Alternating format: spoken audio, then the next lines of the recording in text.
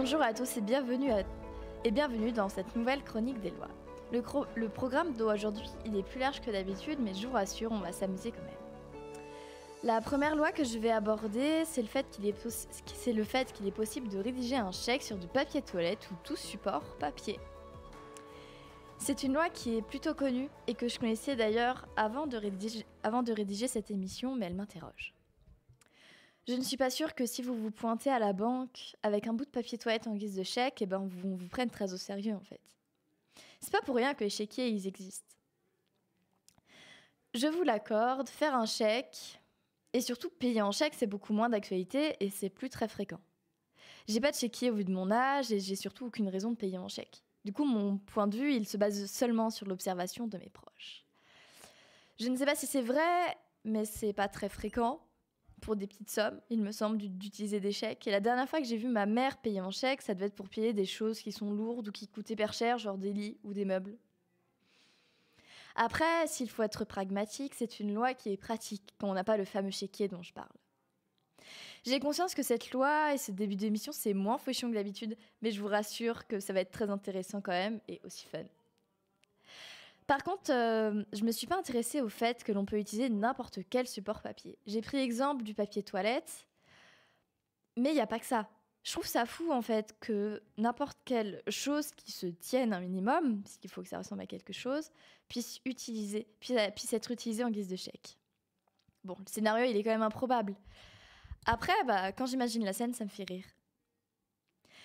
Même pour la blague, je sais pas si je serais capable de me rendre à la banque avec un chèque en papier toilette. Ça craint quand même. Et ce, malgré une somme dérisoire sur le chèque. S'il y a une question qui me trotte dans la tête, c'est le pourquoi de cette loi. Je me demande s'ils ont inventé le chéquier avant ou après la création de cette loi. Si c'est après, je peux comprendre la logique, mais si cette loi est toujours valable, donc elle est bizarre cette histoire. Si les chéquiers ont été inventés avant la création et surtout avant la promulgation de cette loi, j'abandonne. Je cherche des logiques ou un quelconque raisonnement à cette loi, mais j'avoue que je rame un peu là. J'ai pas fait des recherches très poussées. Je plaide coupable là-dessus. Mais j'avoue que c'est pas le sujet qui me passionne le plus au monde. Enfin, peu importe. Je trouve ça hyper intéressant quand même de changer parfois de sujet, même si j'aurais toujours mes sujets favoris.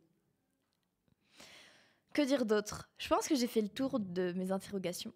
Nous allons passer à la seconde loi de cette émission.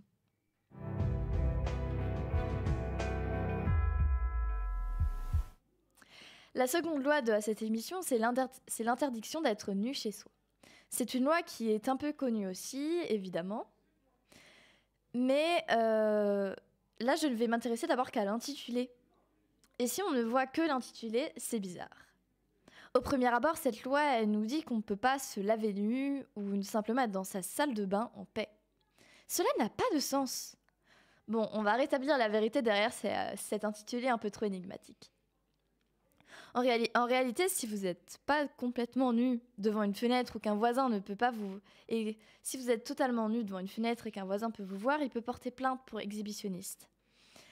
Et donc, ça, c'est pas ouf. Et l'amende, elle est lourde en plus. Elle est de 15 000 € et d'1 an d'emprisonnement. Autant l'amende, ça va, je peux comprendre. Mais la prison pour une balade sans vêtements chez soi, je trouve ça hard. Après, je n'ai pas les stats. Je n'ai pas les statistiques de ces amendes et les années de prison réellement mises, comparées à la théorie. Je pense que c'est pas l'amende la plus mise et franchement, si un jour je dois me retrouver en prison pour cette raison, je pense que j'aurais peur.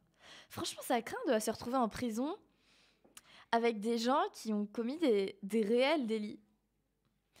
Les réels délits ou les crimes, c'est les vols, les agressions, l'usage de drogue. Enfin, la liste est super longue. Je vais pas vous la faire, parce que c'est vraiment pas intéressant. Dans tous les cas, je trouve que cette amende, elle est abusée, et l'année de prison encore plus stupide. Cette loi marche aussi pour vos colocataires, alors il faut faire attention. Mais pas que. Elle marche lorsque vous ouvrez la porte, ou même qu'un passant passe devant votre fenêtre, si elle est visible. Je voulais revenir sur cette histoire de colocataire. D'après ce que je comprends, si votre colocataire ouvre la mauvaise porte au mauvais moment, il peut porter plainte. Je pense que certaines situations n'aboutissent pas toujours à une amende ou un procès. Heureusement d'ailleurs. Dans ces cas-là, je vous conseille de vous changer dans des endroits sûrs et surtout de prévenir quand vous allez vous laver, rien que pour éviter un grand moment de gêne et de solitude. Quant à la situation du passant qui voit un bout de peau à travers une fenêtre, je ne pense pas qu'il y ait de quoi s'inquiéter. Ce fameux passant ne connaît pas votre nom ou votre prénom. Après, si votre boîte aux lettres n'est pas loin, je peux plus rien faire pour vous. Selon mon article source, il y a des controverses dans les maisons mitoyennes. Car les maisons mitoyennes sont proches et donc il peut y avoir des malentendus. Je me demande d'ailleurs comment on prouve la situation. C'est parole contre parole? Je sais pas du tout en fait. En fait, je préfère peut-être pas savoir. Donc, si vous voulez faire du topless ou bronzer sur votre terrasse à côté de votre piscine, faites en sorte qu'on ne puisse pas vous voir.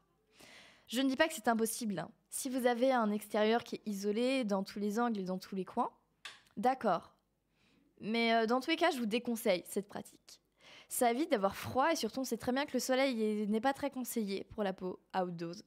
Ça donne surtout des cancers de la peau à long terme. Après, si vous voulez vraiment bronzer, comme vous voulez en paix, mettez une clôture. Mais une clôture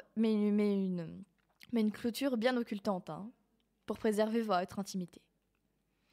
En fait, la véritable morale de cette histoire, c'est de vous empêcher de vous balader comme vous le voulez chez vous. C'est pas de vous empêcher de vous balader comme vous le voulez chez vous, mais de préserver votre intimité, de préserver les autres de votre intimité à vous. La conclusion de cette loi, c'est promenez-vous chez vous, nu, mais hors de la vue du monde, hein.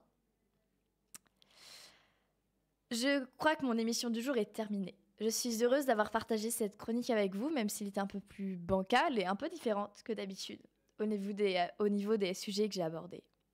J'en ai terminé pour aujourd'hui. Je vous retrouve la semaine prochaine.